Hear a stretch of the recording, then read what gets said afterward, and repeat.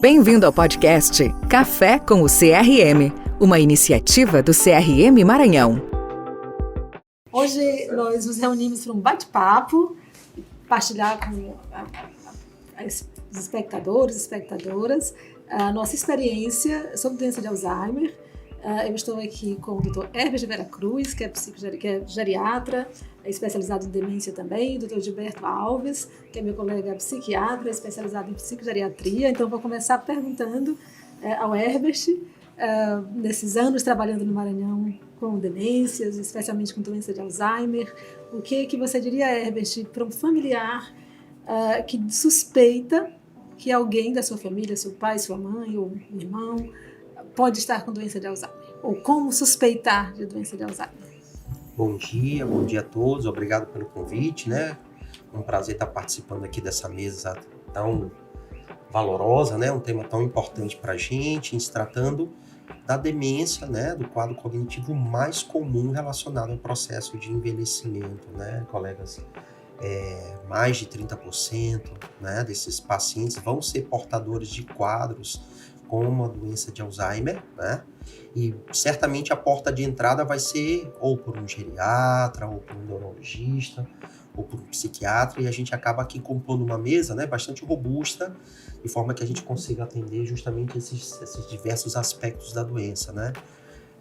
Completando a tua pergunta, Mari, a grande porta de entrada acaba sendo por uma queixa amnéstica, né? Uma queixa de esquecimento, né? O familiar que chega ao consultório, muitas das vezes esse paciente ele não percebe esse esquecimento, né? Tem uma perda de insight, muito frequentemente é precoce, essa falta de percepção do esquecimento, mas o familiar, alguém que está mais próximo, ele chega com essa demanda, né? O paciente está se esquecendo e trazendo consequências no seu dia a dia, né? Isso acaba trazendo um impacto no dia a dia. Eu sempre digo para os colegas, para os alunos, que toda queixa de esquecimento a partir de 60 anos, puxando um pouquinho brasa para a minha sardinha da idade geriátrica, demanda uma investigação, né? A gente não quer aqui alarmar ninguém, nem todo esquecimento é Alzheimer, né? Mas a porta de entrada para o esquecimento, para a investigação de Alzheimer, é justamente uma queixa de esquecimento. Né? Eu vou estender um pouquinho a pergunta aqui para o Dr. Gilberto, porque às vezes a gente tem vieses, né, Herbert? Né? Você que está na geriatria, certamente tem um viés, as pessoas já associam o envelhecimento, com toda razão, a principal fator de risco para a doença de Alzheimer é de fato o esquecimento, mas a gente às vezes o caminho é outro. Eu, obviamente, na neurologia, às vezes recebo mais pacientes com quadro motor, por exemplo, sintomas que imediatamente são associados à neurologia, mas há um outro aspecto, né, da doença de Alzheimer, das demências de modo geral, que é o comportamento. Né? E esses pacientes, às vezes, vão primeiro para a psiquiatria. E há uma discussão bem recente, especialmente ano passado, eu acho, no Congresso Americano de Neurologia, que tinha uma mesa com esse tema. Primeiro sintoma, cognição ou comportamento? Né? E aí a gente retrospectivamente, às vezes a gente vê no paciente que chega de fato com a queixa amnéstica, mas que retrospectivamente se viam algumas mudanças, né? 2, 3 anos antes, que o paciente estava diferente, de repente tinha perdido interesse em certas atividades e tal. E aí entra essa discussão aí, um pouco enfim, emblemática e ontológica, digamos assim, do ser e da doença de Alzheimer. E eu queria pedir a opinião do Dr. Gilberto, sobre isso, assim, Gilberto. Você acha que o primeiro sintoma, para trazer essa questão para você, é cognição ou é comportamento? Ou é diferente de paciente para paciente? Obrigado, Maria. Eu vou tomar liberdade, porque vocês são amigos, queridos, colegas. Tá numa mesa assim, não é nem trabalho, é prazer, né?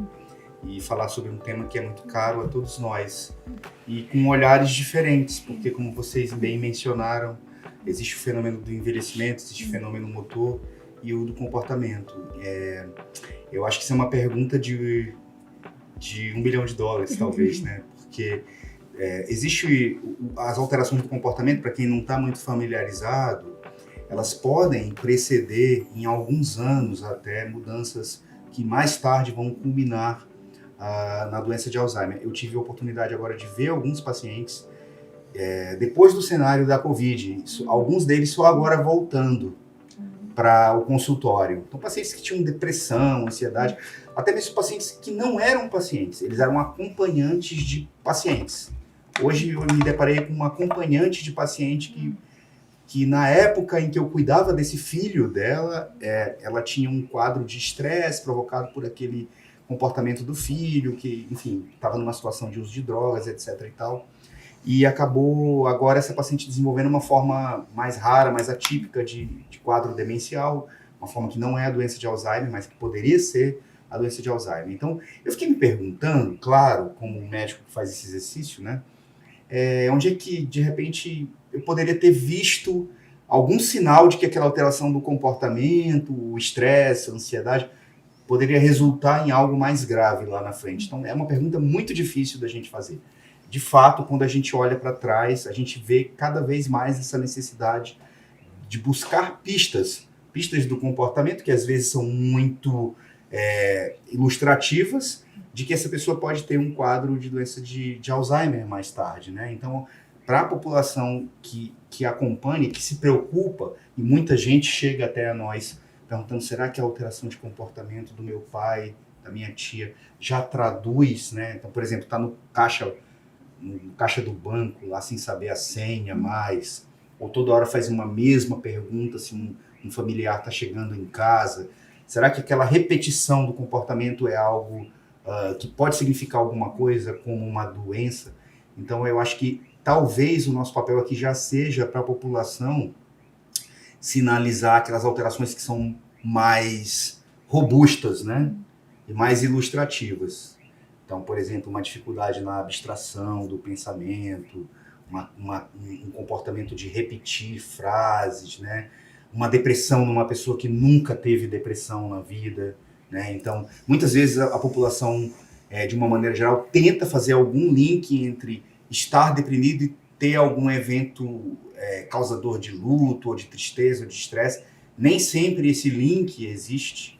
Então, muitas pessoas podem simplesmente manifestar sintomas depressivos de uma maneira quase que espontânea, né? E esses sintomas estão correlacionados a uma ocorrência de demência. Então, eu acho que é um pouco esse papel educativo que nós temos com relação não só à comunidade, mas à própria classe médica. Eu queria até, inclusive, não me estendendo muito para ilustrar um exemplo, né? Eu tive a oportunidade hoje de atender um paciente que eu percebi que a idosa estava questionando sobre o seu marido, né, que não tinha demência, inclusive, mas estava com um questionamento que era um tanto perseverativo, repetitivo.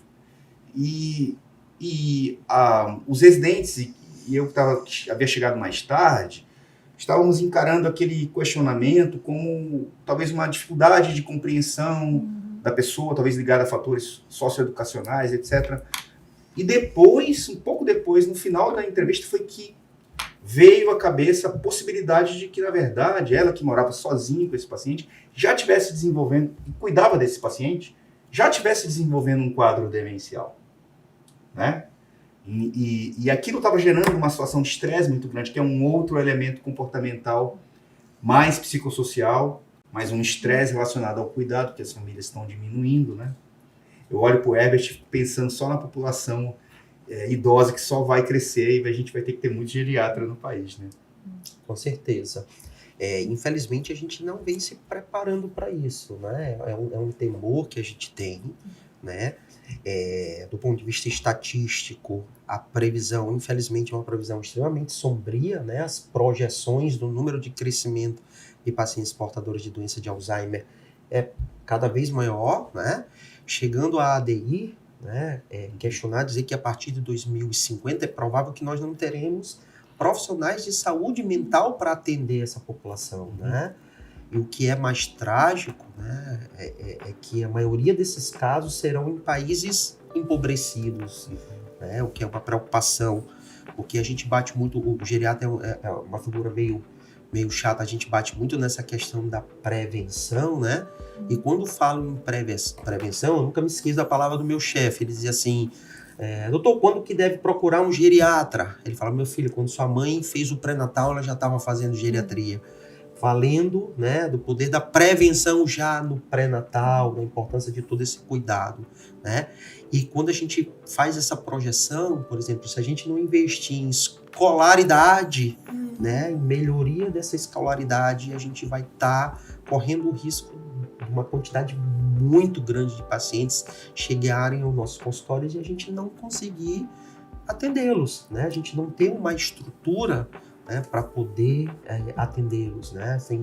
Existem vários fatores de proteção, né? A gente às vezes foca um pouco mais na questão só do tratamento, que é extremamente importante, relevante e necessária, né? Esse paciente chega no nosso consultório já com essa demanda, mas eu acho que é extremamente pertinente, puxando um pouquinho de brasa para a nossa sardinha, a gente trabalhar esses aspectos de prevenção, né? Eu queria acrescentar a sua fala, que eu achei interessantíssima você dizer essa palavra do seu chefe, né? Que quando você nasce, você já tem que pensar, né? A geriatria já começa ali, né? Mas é interessante porque o processo de envelhecimento mesmo é dinâmico. Essa é convenção, não é dizer que a geriatria começa aos 60 ou aos 65. Pela OMS, nos países em subdesenvolvimento, 60, é o nosso 60, caso. É o nosso caso. Pois é, mas isso é uma convenção, né? Porque o processo de envelhecimento mesmo é dinâmico. Sim. E quando a gente fala eu estou puxando aqui a deixa, para falar um pouco daquele estudo que nós conhecemos, né, aí desde 2017, depois em 2020, que é um estudo estatístico, que foi feito, né, no Reino Unido, e depois foi reproduzido no Brasil, que é aquele dos 11 principais fatores, né, que poderiam, né, o questionamento foi como reduzir a incidência de demência. A prevalência do Livingstone, né? E depois foi reproduzido no Brasil, feita uma versão brasileira aqui do pessoal da Universidade de São Paulo. E a pergunta era que fatores impactam mais a prevalência de demência, né? E desses fatores, né, os pesquisadores separaram fatores da primeira infância, fatores da idade adulta, né, meia-idade, e fatores da... Qual é o termo correto, Herbert? Terceira idade? Não, terceira idade. A terceira idade. Bom, então, e esses fatores são interessantes, porque começa lá mesmo, né, no desenvolvimento da criança, a escolaridade. Se você tem uma boa escolaridade, você já reduz num percentual significativo, acho que, se me falha a memória, cerca de 7% seu risco de demência. O principal fator na infância é a escolaridade. Na idade média, vamos chamar assim, pode meia-idade, o principal fator é a perda auditiva. Diabetes também conta muito, são fatores que aumentam o seu risco de demência. E na idade, enfim, depois dos 65 anos, né, na tomada terceira idade, o isolamento social conta muito, as doenças cardiovasculares, depressão, né? Então, se a gente reduz alguns desses fatores, citei aqui alguns, né, mas são 11 fatores importantes, mas se você se você anula esses fatores, ou seja, se você trata esses fatores, né, se você trata a hipertensão, se você trata a diabetes, a obesidade também é um outro fator, até a poluição é um fator, se você reduz esses 11 ou anula esses 11 fatores, você reduz em 40% o risco de demência e a prevalência de demência, né? E trazido para o Brasil é um pouco maior ainda. Quando o estudo do Reino Unido foi 40% e o estudo do Brasil é em torno de 42% a 43%. Isso é interessante porque aí traz uma questão, né? Essa estatística, né, que você citou, é alarmante para o Brasil, mas incrivelmente a prevalência de demência caiu em alguns países, né? Especialmente nos países europeus, nos países nórdicos, né? E não está caindo, não está subindo, na verdade caiu um pouquinho a prevalência de demência. Em que pese o aumento da expectativa de vida dessa população. Exatamente, a despeito do aumento da expectativa de vida. Então, que resposta é essa? O que explica isso? Uma possibilidade tem relação com esses fatores que a gente falou. Provavelmente a melhora das condições de vida, mas sobretudo do tratamento dos fatores cardiovasculares ou cerebrovasculares, né? A maior redução do isolamento social em alguns aspectos, apesar de que a pandemia, a gente não tem números muito recentes agora, né? Mas isso já acontecia antes da pandemia. A gente sabe que a pandemia trouxe isolamento social, trouxe uma mudança aí, né, da epidemiologia das demências, que a gente ainda está calculando, né? Mas enfim, a explicação mais aceita para esse fenômeno, para essa mudança no perfil epidemiológico das demências nos países nórdicos, é a melhora do tratamento e da prevenção ou da consciência dos fatores cerebrovasculares, inclusive melhor tratamento da hipertensão, melhor tratamento ou prevenção da obesidade, do diabetes, maior consciência da necessidade de atividade física, e aí eu acho que a gente no Brasil está precisando fazer esse link, né? A gente só está vendo o nosso número crescer até agora, né? Então acho que é algo importante. Eu diria até, Marie, que assim, esse estudo que foi reproduzido no Brasil pelo grupo da Cláudia Suemoto e também da professora Cleusa Ferri, né, Gerson Lax, eu acho que ele tem um mérito de trazer um pouco esse cenário do Brasil, pensando nos dois países que nós temos, ou nas realidades.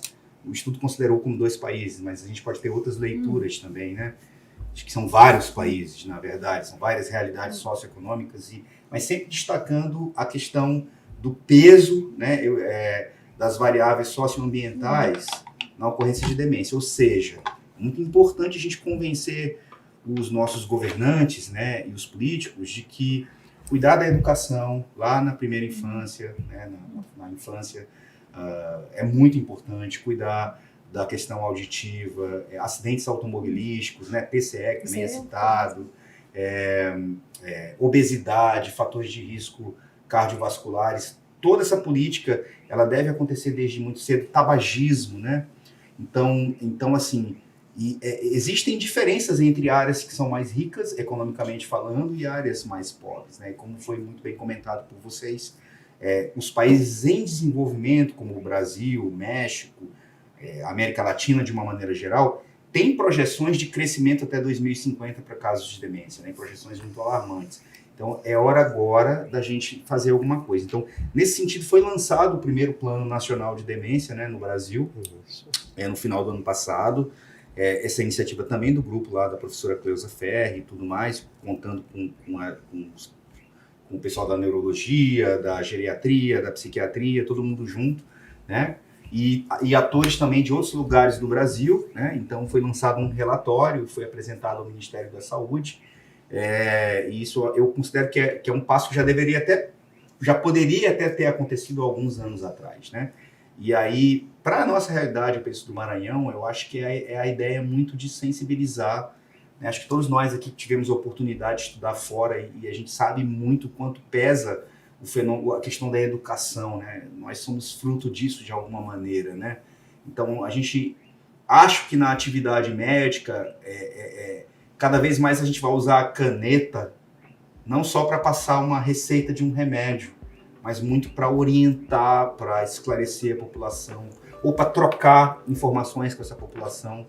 Possivelmente os fatores de risco que são 11, amanhã serão outros, né? Eu fiquei pensando, por exemplo, e até conversando com a própria Cláudia sobre isso, que o sono não foi incluído, né, como um fator de risco, e a gente evidentemente sabe que o sono... Apneia, né? A apneia do sono, nossos amigos especialistas do sono, é um dos fatores assim, cruciais, né?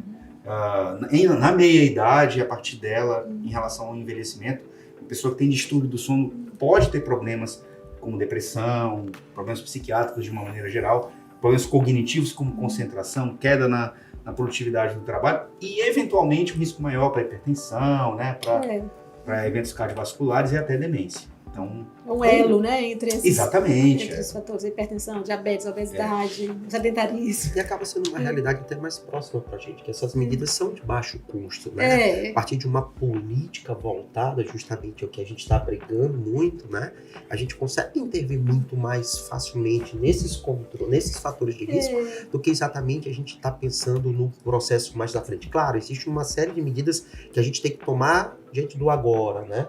A gente precisa estar programando e é uma coisa muito mais acessível, uma coisa de mais baixo custo. Deixa eu te fazer uma pergunta, Mari, para a gente seguir mais ou menos uma sequência.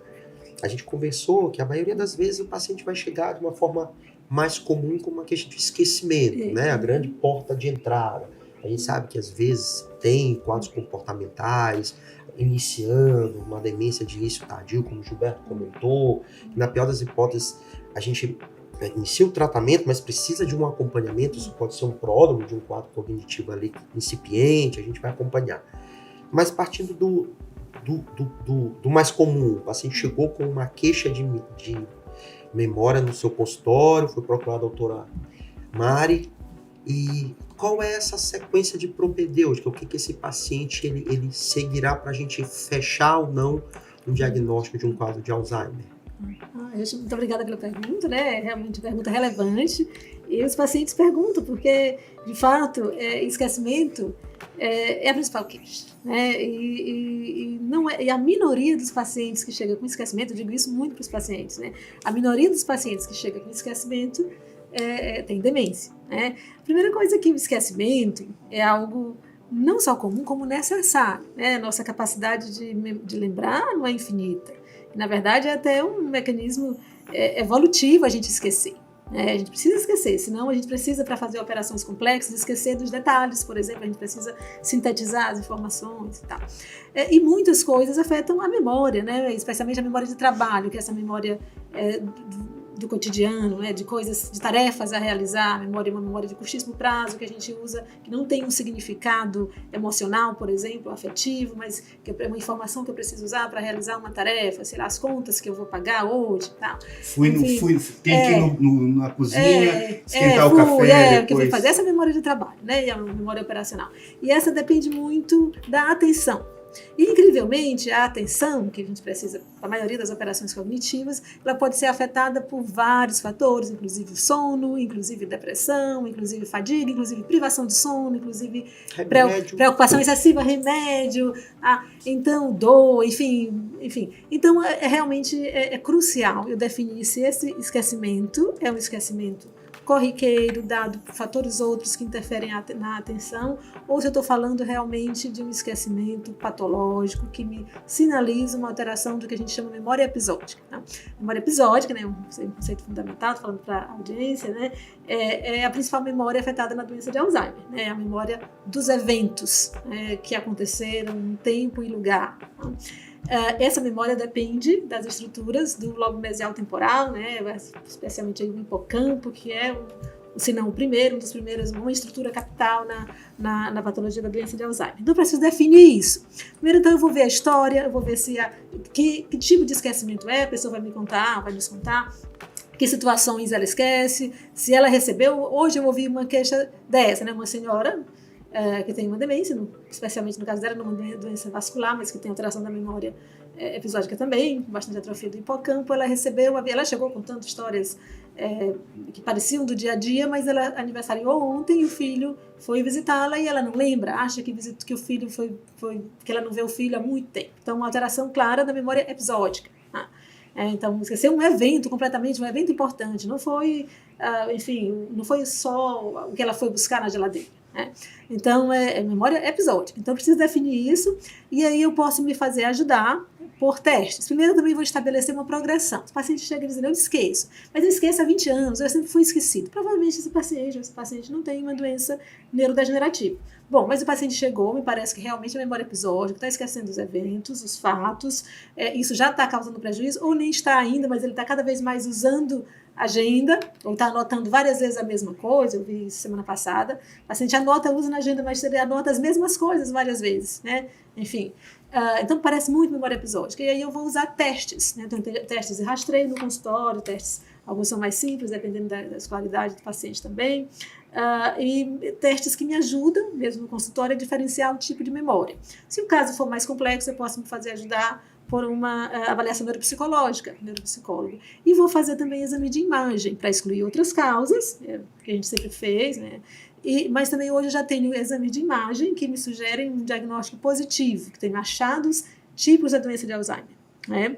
Se o paciente não tem achados tipos da doença de Alzheimer, na ressonância, por exemplo, aí eu, às vezes, tenho que recorrer a exames de imagem funcional, e hoje a gente já está, às vezes, nem sempre, já não é rotina ainda, mas hoje a gente já tem a possibilidade de fazer o diagnóstico de doença de Alzheimer no paciente vivo. Até pouco tempo a gente fazia só pós-mortem, né? Só depois de examinar o cérebro. Então, a gente já pode, às vezes, fazer o exame do líquor para ter uma prova da patologia envolvida. Então, dosando as proteínas anormais que estão envolvidas na patologia da doença de Alzheimer. Então, tem todo um protocolo a seguir, mas geralmente na primeira consulta, pela história, a gente já consegue diferenciar se aquele esquecimento é patológico ou não. Eu queria só comentar uma coisa que é uma questão importante, e aí eu queria colocar essa bola para vocês, colegas, porque às vezes as pessoas perguntam para a gente, né? Eu acho que a gente recebe essa pergunta quase todo dia, assim, mas assim, doutor, a doença de Alzheimer é uma demência, mas então ele tem demência e não doença de Alzheimer. As pessoas confundem muito os conceitos, então acho legal a gente aproveitar esse espaço para poder...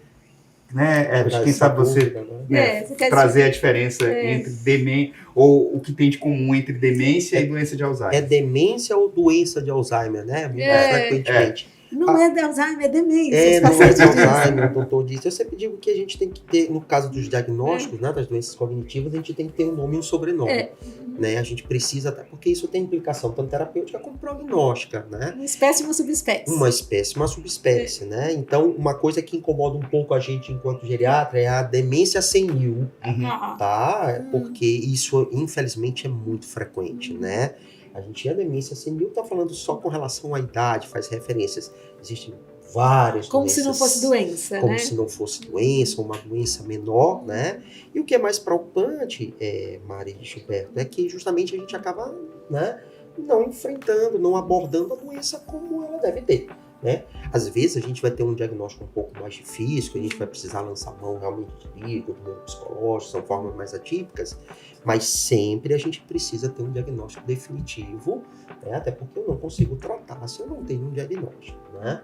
Então, o conceito de demência é um conceito guarda-chuva, né? Que faz referência a uma perda, né, da capacidade faculdade intelectual, né? A capacidade cognitiva, com impacto na funcionalidade. Esse meu o que paciente... é capacidade intelectual? As pessoas perguntam. A gente costuma, de maneira didática, colocar a cognição em várias caixinhas, né? A capacidade do paciente tem de raciocinar, a linguagem, essa função executiva que foi bem descrita aqui. Planejar as coisas, né? Vou fazer um prato de comida. O que a pessoa aprendeu, né? Às vezes eu digo, é aquilo que ele aprendeu, as coisas que ele sabia, né? Então a gente acaba didaticamente colocando isso numa caixinha, né? Que compõe a nossa capacidade de pensar, né? De uma maneira geral.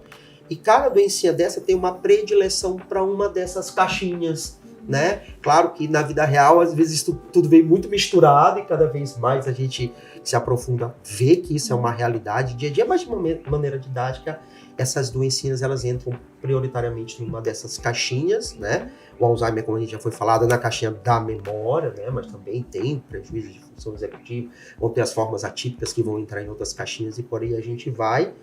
E a demência é um conceito amplo, e o Alzheimer é a principal causa dessa demência. Né? Então, a demência mais comum dentre todas é a doença de Alzheimer. É a demência da doença de Alzheimer.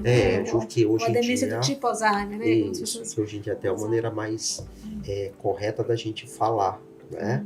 Mas é muito comum a gente chegar com esse consultório de demência senil, que talvez até um pouco de implicância da gente enquanto geriatra, mas a gente briga muito por isso. Não, vamos dar um nome e um sobrenome para isso, porque a partir daí a gente consegue... Eu acho muito interessante separar, eu mesmo como neurologista, né? Acho também interessante porque eu acho que quando a gente coloca como demência senil, né? A gente naturaliza um pouco, como se aquilo fosse necessário do envelhecimento. Tolerado. Como se fosse o curso natural do envelhecimento. Sim. Obviamente, sem dúvida nenhuma, o maior fator de risco é o envelhecimento, mas a gente parte do princípio que a gente não precisa ter demência, ou que a gente vai tentar não ter demência com o envelhecimento. Sim. Né? E o fato é que a demência, a prevalência da demência aumenta com o envelhecimento, né? Particularmente a doença de Alzheimer, né? Tem outras demências cujo pico não é na idade, né? Não vai falar de detalhes, mas tem algumas demências que o pico é um pouquinho mais pré-senil, né? São as demências pré-senis, algumas o pico é entre 50 e 60 anos, que é uma demência frontotemporal e tal. e a doença de Alzheimer, o pico é em torno dos 80, mas a gente sabe que, por exemplo, no grande idoso, na pessoa grande idosa, a prevalência cai um pouquinho, né? Assim, seja porque talvez os pacientes faleceram, né? Viés de A média sobrevivência. pode ser um viés de sobrevivência, né? Obrigado pelo termo, Gilberto. Mas a gente entende que não é obrigada a ter demência, né? Embora a gente entenda que com a idade fica cada vez mais difícil você prevenir isso, porque, evidentemente, o fator envelhecimento pode ganhar em relação aos outros fatores, né? Bom, mas eu acho muito interessante fazer essa diferença. E outra coisa é um ranking de gravidades de demência, né? Puxa, graças a Deus ele não tem demência de Alzheimer, ele tem essa demência que o senhor falou aí, que é um nome que eu não consegui gravar até agora, parece que é frontotemporal ou temporal frontal. Então, que graças a Deus. Grave, né? Mais complexo. Então as pessoas ainda, quer dizer, todo problema, eu acho que se coloca muito pela questão da educação, né? Do que a gente vai precisar trocar de informação com as pessoas. E o processo educacional aqui, olhando de uma forma mais ampla, né, dentro da área médica, a gente ainda veio de uma tradição, talvez nós três aqui, onde a gente recebia muito conhecimento e esse conhecimento era acumulado, né? Então, assim, os alunos mais bem-sucedidos eram aqueles que retinham, acumulavam mais conhecimento. Que tinha memória. Exatamente, tinha uma baita de uma memória episódica. Nossa, que inveja, né? Eu tinha um colega que, na prova, ele falava assim, você quer que eu leia do primeiro parágrafo em diante ou quer que eu comece a lembrar aqui do terceiro parágrafo de trás para frente? Então, ele matava a gente, né? A gente ficava, poxa, o cara tem uma memória visual. Eu acho que a gente está tendo uma quebra de paradigma, né? Em vários aspectos, e um deles, e aí eu acho que tem muito a ver com a área da psiquiatria e da psicologia, é o fato de que além da gente ter que lidar com a questão da educação na saúde e do reconhecimento precoce da demência, a gente vai ter que lidar com o familiar e com as características psicológicas dessa pessoa, desse ser humano. Inclusive lidar com as nossas próprias características psicológicas. Porque na relação médico-paciente, eu acho que todos nós temos aqui muito apreço, né, por ela, existem esses encontros e desencontros, né? Então um diagnóstico e uma comunicação de doença de Alzheimer pode ser recebida de diversas maneiras possíveis, né?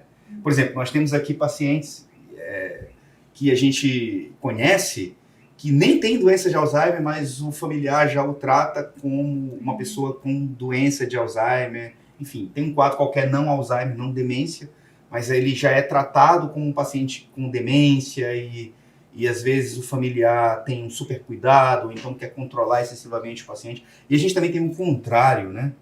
Que é uma negação da doença. Então, a demência já está instalada e os familiares ficam com muito medo, com uma atitude esquiva. Estava conversando sobre isso ainda há pouco. Com uma atitude esquiva, com uma atitude de não ir ao médico, ficam mandando recados de longe, dizendo que que o irmão fulano de tal exagerou demais, que levou no médico e esse médico acabou passando um remédio que não serve para nada, né? Então, são questões ligadas à personalidade.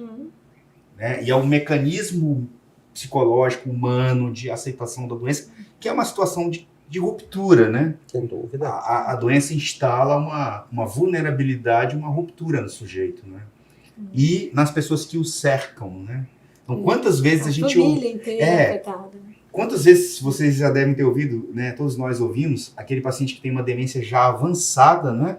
E o filho falando assim com um outro filho, e você ouvindo aquela conversa entre os dois irmãos. Ah, mas a gente tem que consultar papai, porque papai já me disse que ele não quer fazer as coisas assim e não quer isso. E aí você meio que olha para o pai e percebe, olha, eu acho que a capacidade de abstração dele está muito comprometida nesse momento. Eu acho que não está batendo aqui. A gente não vai poder, infelizmente, ter uma possibilidade de consulta para temas importantes, por exemplo, questões patrimoniais, né, que vão estar junto também desse processo, né? E nós médicos vamos participar desse mecanismo decisório, né? Acho que é importante, né? Acho que é impossível a gente abordar demência sem pensar nessa estrutura ao redor, né, gente? definitivamente. O professor Jacob, ele falava, o Alzheimer não é uma demência contagiosa, mas ela é contagiante no sentido de que ela impacta toda a família, Ela impacta todo mundo, em custos, né? em cuidado. As relações pessoais, Sim. familiares, entre os irmãos, particularmente, geralmente se desestrutura Sim. frequentemente com a demanda de cuidado. De fato, né, um paciente, especialmente nas fases avançadas, caro, ele necessita não só de suporte, mas de supervisão constante, ele pode colocar a vida das outras pessoas em risco, a dele mesmo, e de fato não é simples, né? E a gente tem que, a gente frequentemente vira, né? Eu tenho certeza que vocês já passaram por isso, está na consulta com um paciente com demência, de repente você olha para o cuidador e diz, vamos conversar. Você vira a consulta, vira para o cuidador, o paciente, que já é paciente, né, está chorando, está sem dormir, está na situação que a gente chama, né, o estresse, ou o burnout do cuidador, né, essa situação que é de fato muito tocante, né? O paciente ou a esposa ou o esposo que não se permite fazer uma caminhada porque volta se sentindo culpado pelo cuidado do paciente com demência, não delega também para outras pessoas porque acha que só ele ou ela podem tolerar certos comportamentos, né? E aí entra num estado de adoecimento e aí acontece a situação que tivesse descrever. De repente você vê que a acompanhante está adoecida e já talvez até num processo demencial. Isso impacta diretamente esse cuidado, né, gente?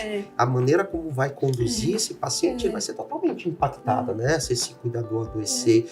E é muito prevalente o risco de adoecimento, né, gente? Muito frequente. E a gente se posicionando também, se colocando um pouquinho no lugar, né, dessa pessoa, é muito complexo, Por isso que é importante. Os cônjuges, né, sofrem muito. Muito, né? A configuração é interessante porque tem aquele filho, aquela filha que não vão ver o paciente, porque não tem coragem, né, não tem, é uma situação realmente, as pessoas enfrentam de formas diferentes, mas frequente a gente vê isso, olha, fulano não vai porque não consegue ver a mãe desse jeito, não consegue ver o pai. Às vezes ele custeia a parte do serviço, mas ele não contém, eu também tenho essa percepção. Ele não reconhece mais naquela figura o rosto pálido, né? É uma outra. Porque de fato, assim, nas fases. Por isso que a gente tem que fazer tudo para não ter demência, para as pessoas não terem, porque de fato não é simples, não é benigno, não é demência senil, assim, de uma maneira aí, esse termo que simplista, a gente não gosta, de uma maneira simplista. Não é ameno, é grave. A demência pode ser muito grave, tem transtornos grandes para a pessoa que está sofrendo, para a família, para o sistema de saúde. Tem rupturas familiares, né?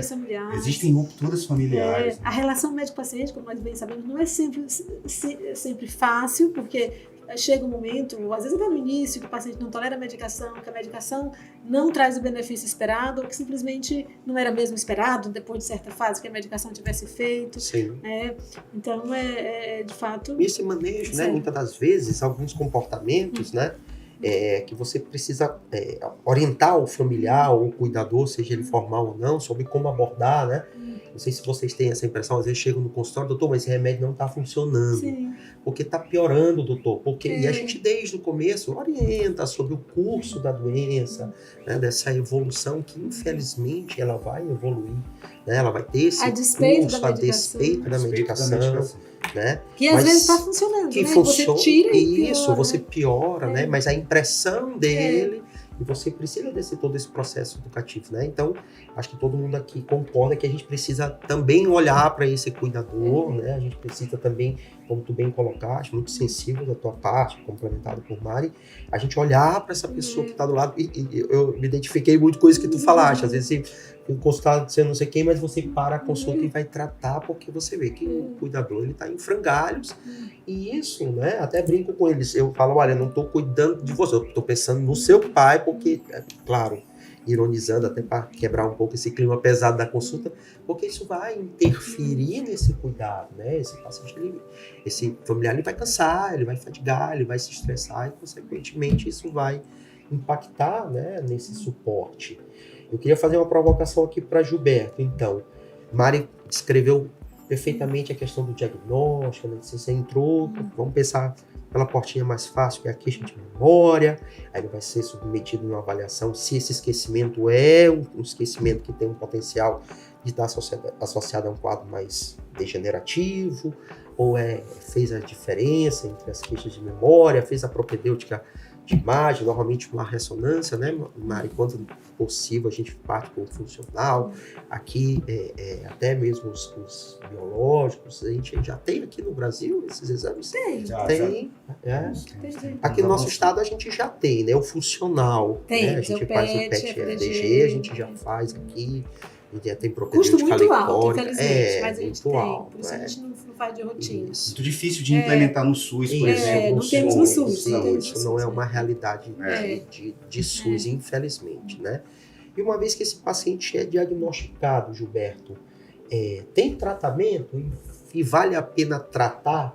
Porque é muito comum também chegar assim, falar, doutor, é engraçado quando a gente estava participando do Setembro Roxo, na realidade tem todas essas medidas multidisciplinares, tem um tratamento, mas não tem cura, né, doutor? Aí a gente fala, olha, mas a gente tem evidência que isso melhora a qualidade de vida, a gente consegue, em certa medida, expandir um pouco essa funcionalidade.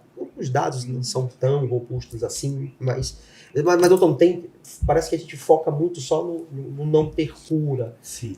Como é que é esse tratamento, Gilberto? E vale a pena tratar esse paciente? Então, a gente sempre aprende, né, Herbert, que o tratamento ele visa a estabilização dos sintomas, né? O que seria essa estabilização dos sintomas? Seria uma amenização daqueles sintomas, sejam eles comportamentais ou cognitivos, então seja ele uma agitação, uma alteração do sono, ou então um problema cognitivo de memória, mas uma estabilização, ou seja, um freio na velocidade de avanço desses sintomas ao longo do tempo, dos meses e dos anos, um freio que é feito por meio de intervenções que a gente vai dividir didaticamente entre medicamentosas e não medicamentosas, né?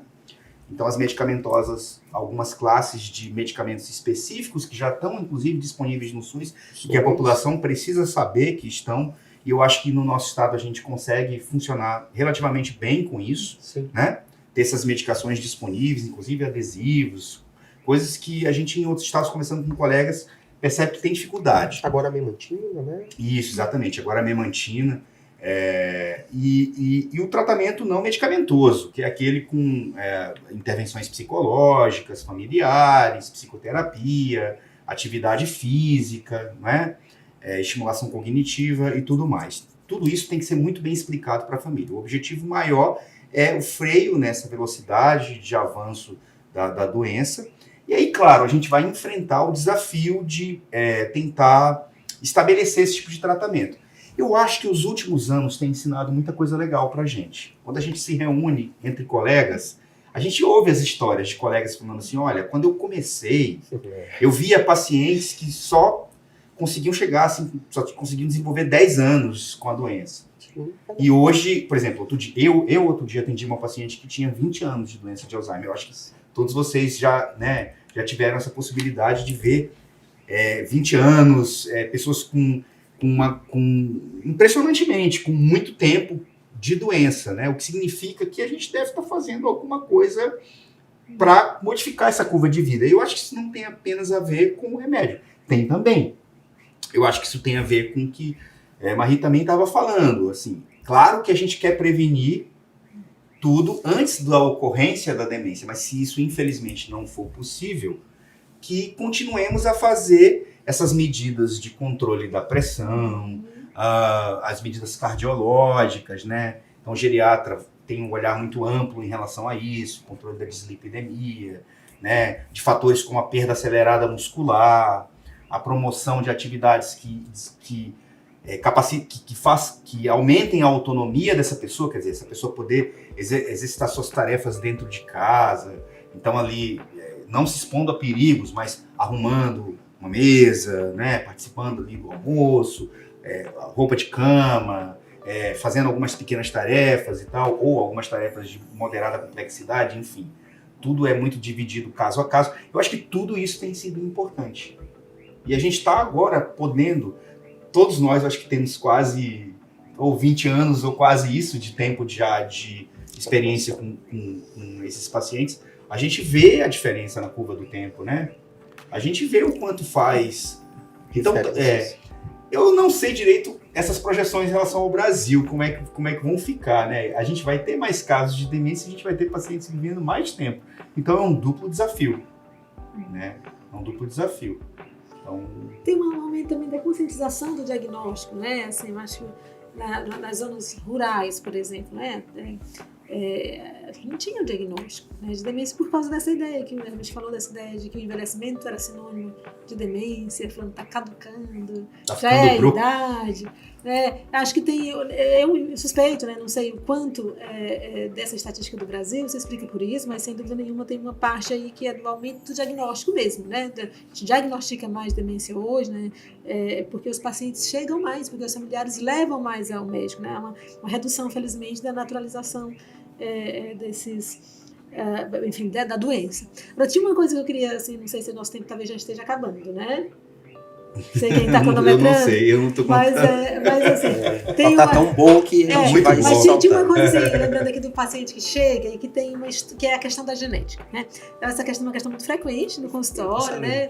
Os pacientes chegam, minha mãe teve demência, né, sei lá, com 70 e poucos anos, eu vou ter, o que eu posso fazer? E essa é uma questão que tem uma resposta curta e uma resposta longa, né?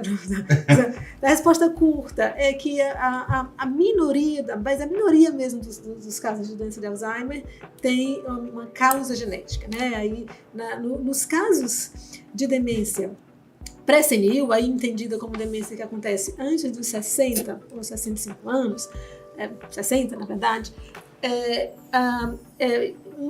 a chance de ter uma origem genética, uma causa genética é maior. Mesmo assim, ela ainda é muito pequena. Ela é em torno de 5% de uma causa genética identificável. Né? Tem as mutações, que são autossômicas dominantes, ou seja, se a mãe ou o pai teve, a pessoa tem 50% de chance de ter. Penetrância, alta penetrância, então são as mutações conhecidas.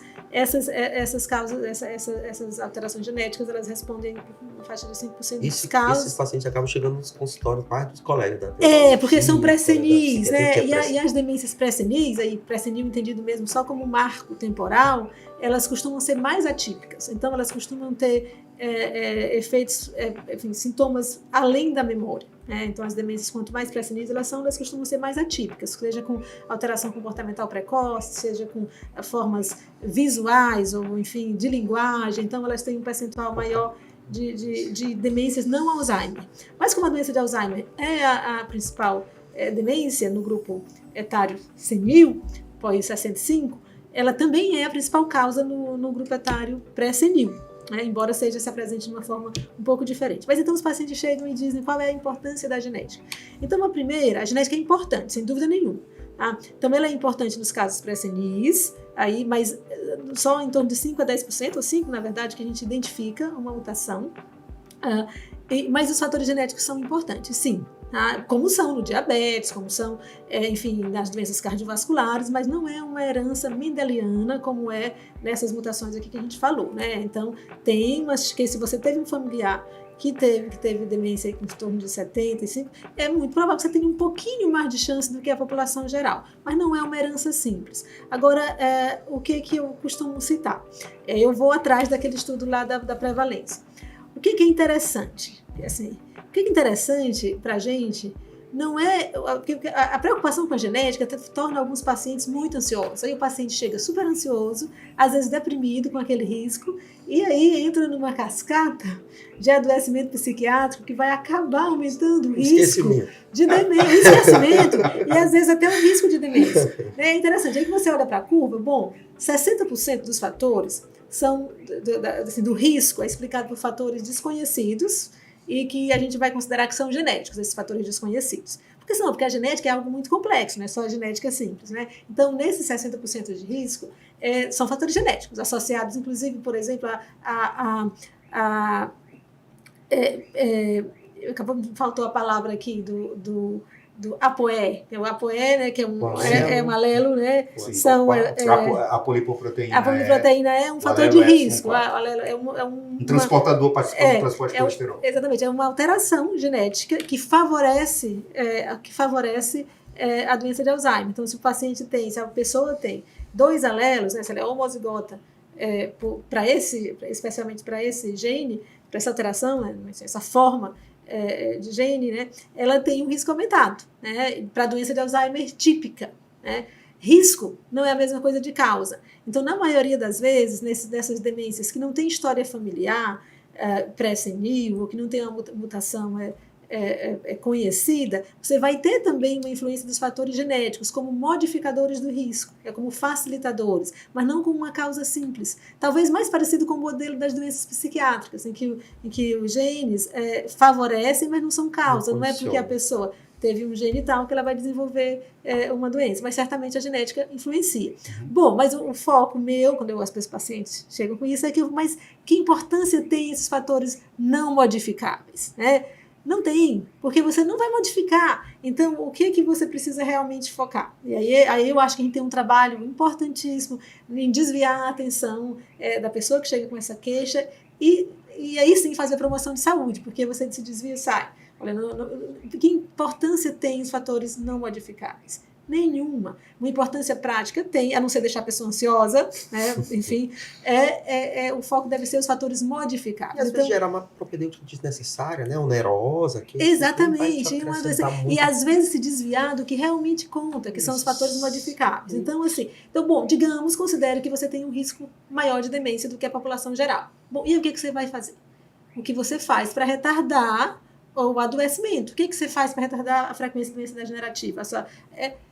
Os fatores trabalhar nos fatores modificáveis, a atividade física, está provada, uma evidência cada vez maior de que a atividade física tem um efeito nas doenças neurodegenerativas. Musculação, né? Tem um efeito tanto na melhora dos sintomas, quanto na identificação de algumas doenças. Talvez nenhuma doença tenha uma evidência maior aí do que a doença de Parkinson, né? A evidência mesmo que tem uma redução na progressão da doença, mas é muito provável que essa mesma coisa aconteça para a doença de Alzheimer, né? Tem benefício, tem um trabalho aí que é do meu colega lá, o Fábio Porto, um trabalho excelente sobre a atividade física e o efeito no exame de imagem funcional, no PET, né? E nos próprios biomarcadores da doença de Alzheimer. Então, a atividade física, ela recupera alterações de imagem, porque recupera metabolismo cerebral e tem uma influência até nos biomarcadores da doença de Alzheimer. Então acho que essa é informação que a gente precisa amplificar, partilhar com os pacientes. Então, a atividade física é fundamental. E as outras coisas, evidentemente, é o tratamento da hipertensão, o tratamento do diabetes, da obesidade, então,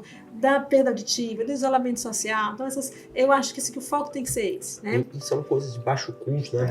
Mas promoção da alimentação saudável, né? Que vão melhorar a saúde em geral, provavelmente por esse vínculo na saúde em geral. O Gilberto falou há pouco da questão da perda muscular. A gente sabe disso hoje, né? Que a perda muscular é um fator preditivo de demência. Assim, modulador de risco da demência. Então, eu acho que a gente tem muita coisa para fazer nesse aspecto, né? E eu acho que eu acho que o que mais salta aos olhos, quando a gente vê essas tecnologias incorporadas, então um reloginho que mede a frequência cardíaca e tem um eletrocardiograma, a gente vê as pessoas que sabem a quantidade de passos, né? Então, eu tenho até alguns pacientes que têm quadro demencial e que os filhos monitoram a quantidade de passos que ele dá durante o dia e tal. Essas tecnologias, elas vão também trazendo o familiar para um nível de participação no tratamento muito maior, né? Então, acho que aí também no aspecto preventivo pode ser muito interessante, né? De forma assim que a gente possa promover saúde incorporando a boa tecnologia, né? A informação interessante que tem na internet. E eu acho que a costura de tudo isso precisa acontecer com as autoridades, e aí no nosso estado, no país como um todo, mas particularmente no nosso estado, as autoridades se sensibilizando para isso, né? Eu acho que a gente precisa ter um centro de tratamento, um centro referência no Maranhão, né? Assim, eu acho que isso é uma... São políticas de baixo custo, né, cara? E que tem uma eficácia, de organização, de oferecer o melhor. Exatamente. Controle de fatores. E um centro, né, ligado à universidade, ligado ao ensino, à pesquisa. A pesquisa no Maranhão precisa entrar. E eu queria até aproveitar para fazer uma propagandazinha de uma pesquisa que a gente vem fazendo, que é com quilombolas no Maranhão, tá? Marita foi convidada para fazer parte. Já aceitei. Você também, já convidado. Estou aceitado. Então, é uma pesquisa, Herbert, que trabalha com uma comunidade do Maranhão, município de Bequimão, uma comunidade que é descendente de ex-escravos, né? E que hoje a gente está aí buscando financiamento fora do Brasil, inclusive, já temos financiamento no Brasil, para estudarmos com marcadores biológicos, com ressonância, mas também com marcadores de fácil acessibilidade, com medição da pressão, né, circunferência braquial, índice de massa corpórea, bioquímica básica desse paciente, colesterol e tudo. Integrar toda essa informação para poder entender como é que esses fatores estão ligados com uma curva de vida dessas pessoas, porque a gente vai estudar faixas etárias diferentes, não apenas pessoas acima de 60 anos, mas um pouco mais para trás, de 45 anos em diante. Excelente, muito bom. Então, assim, a gente torce para que esse estudo foi super bem recebido pela comunidade quando a gente apresenta. Agora vai ter um congresso da Associação Americana de Doença de Alzheimer, vai ser apresentado, né, na Filadélfia. Então, assim, é muito legal a gente poder estar levando esse trabalho, mas também querendo trazer essa sensibilização das autoridades aqui do governo, né? Quem sabe deputados, pessoas que têm interesse. Eu tenho visto colegas, a gente tem colegas que já trabalham com financiar pesquisa, né? Uma coisa carente, é uma coisa que, né, pessoas que se dispõem, a gente, né, tem um altíssimo impacto, né? Altíssimo impacto, né? Quem sabe tecnologias como a China faz, né? Para acesso a essa população rural que está distante, então pela telemedicina, né? Avaliação cognitiva não é o ideal, evidentemente, mas quando possível fazer isso, o treinamento de equipes, acho que tudo isso... País continental a gente vai ter, né, essa demanda. E o Maranhão imenso também, né? Eu acho que é um tema que, só para concluir, acho que o nosso horário já está passando, que é a provocação das novas medicações, né? As modificadoras de doenças, isso é uma demanda que a gente tem visto em consultório. Marie está participando do consenso brasileiro para definir uso de biomarcadores, né? De biomarcadores e o uso das medicações. Porque teoricamente vai precisar, né, dos biomarcadores para a gente estar discutindo a indicação, tanto... No caso, isso vai ser validado para o aducanumab ou já está pensando já no lecanemab? Já pensando nos que vão vir depois desse, porque esses a gente acha que ainda não são...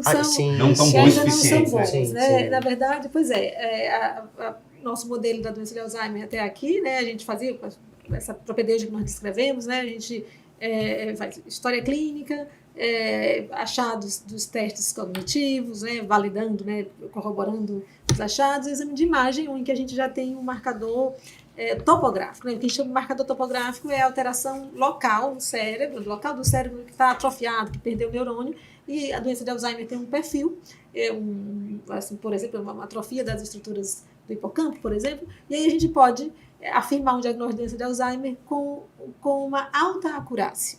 No entanto, a verdade é que a gente não tem certeza mesmo, né? E isso é uma questão que os pacientes, as familiares, cada vez nos perguntam mais. É certo esse diagnóstico? Dentro da prática, você tem um diagnóstico maior nível de certeza que a gente pode atingir, mas mesmo assim ele ainda é provável. Né? A gente até pouco tempo ia saber se aquele diagnóstico estava correto ou não se fosse examinar o cérebro do paciente pós-morte, né?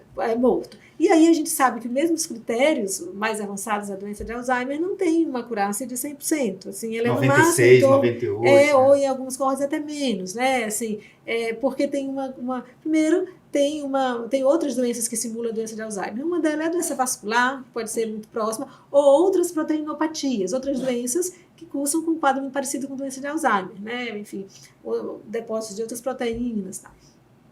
Bom, mas isso não tinha muito impacto quando a gente está falando do tratamento sintomático. Então, quando as medicações que nós temos hoje fazem um aumento da concentração de certos neurotransmissores, como a acetilcolina, que é muito importante, é fundamental nas reações relacionadas à memória, né? A transmissão da atividade cerebral associada à memória. E isso, não faz diferença eu saber exatamente que proteína está lá. Mas, agora, a nova fronteira são os medicamentos modificadores da doença, né? E os medicamentos modificadores da doença vão agir lá na proteína amiloide, nos depósitos de proteína amiloide. Então, se eu vou oferecer a um paciente um tratamento, que eu vou já falar um pouquinho do nome deles, um medicamento que vai agir no amiloide, eu preciso ter certeza que o paciente tem amiloide. Então, não vou poder ficar só na ressonância. Eu vou precisar ter um líquor mostrando que o paciente tem realmente alteração da amiloide, né, uma redução do líquor, porque está depositado, ou eu vou ter, e na verdade nos estudos líquor e PET amiloide, que é um tipo de imagem funcional com marcador para as placas de amiloide no cérebro, né? Então esse é o primeiro empecilho para a gente usar essas medicações novas. Nós não temos ainda, só temos 2 no Brasil, PET amiloide. Rio Grande do Sul e São Paulo. Rio Grande do Sul e São Paulo, eles são de alto custo, alguns... Ainda vinculado à universidade, a centros de pesquisa. Mas tem um já privado que você consegue, mesmo vinculado, né, à Universidade de São Paulo, pode fazer privado também, né, se o paciente quer fazer.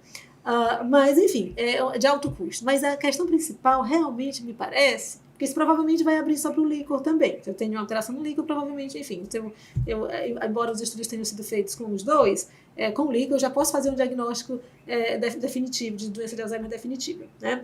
Bom, embora isso não seja o padrão, só ele não alcança o padrão dos estudos realizados para os ensaios que utilizaram essas drogas.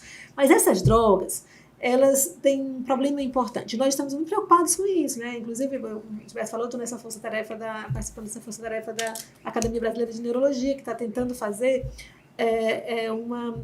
instruções, na verdade, sugestões de como agir, de como interpretar os biomarcadores, quando usar, e vai ter um outro artigo também para falar do uso desses medicamentos, embora eles não estejam ainda autorizados pela Anvisa, mas a gente está antecipando que esses problemas vão surgir. Sim. Porque as pessoas vão querer importar esses medicamentos. Problemas muito graves. Problemas muito graves. Do ponto de vista econômico. Do ponto de vista econômico e do ponto de vista de saúde também. Por quê? Porque esses medicamentos, primeiro, eles vêm com um problema sério. Quanto mais graves, eles podem dar reações biológicas, reações neurológicas graves. São as alterações relacionadas, são reações imunológicas relacionadas à amiloide. Então, eles funcionam como uma espécie de vacina. Então, imagina, vacinas podem ter reações imunológicas graves. Então, você pode ativar o amiloide, você pode ter inflamação cerebral, você pode ter hemorragia cerebral, inflamação, inclusive, dos vasos, né, que é a angiopatia grave. E hoje a gente sabe que tanto mais graves são essas reações, quanto mais avançada for a doença. Porque quanto mais avançada é a doença, maior a carga amiloide, maior a imunogenicidade desse paciente. Então, em tese, esses medicamentos só são, e esse é o primeiro empecilho, eles só são autorizados nos Estados Unidos, onde estão autorizados, né, para o paciente em fase leve, mas é leve mesmo. É leve no estágio prodrômico, cognitivo, que é o estágio de comprometimento cognitivo leve, que não são a maioria dos pacientes que a gente vê aqui, ou a doença de Alzheimer leve. E aí já entra uma questão, como é que eu vou dizer que essa demência é leve? Né? É só um mini exame do estado mental, e a gente conhece toda a problemática em relação a testes cognitivos, é a carga amiloide, o que a gente vai fazer? Né? É o nível de atrofia cerebral, porque em tese o paciente não deve ter atrofia, porque se ele tem atrofia, ele já está num estágio mais avançado. Né? Então é problemática essa aplicação, há chance de reações imunológicas graves. Depois já de autorizado, já teve morte recentemente, né? Um estudo publicado de um paciente que morreu com o lecanemab, que é um dos últimos a serem aprovados. Terceiro, se não me engano. Eu acho que já foram terceiros. O mais recente com uma angiopatia amiloide muito avançada. Então é muito sério essa questão. E aí, quando eles surgirem, a exigência já é que só sejam administrados esses medicamentos, né, que são venosos, em centros especializados, com uma estrutura mínima para agir. Primeiro precisa ter ressonância periódica, inicialmente de 3 em 3 meses, depois o espaço vai aumentando, e você precisa estar preparado para agir num caso de encefalopatia, num caso de uma emergência grave.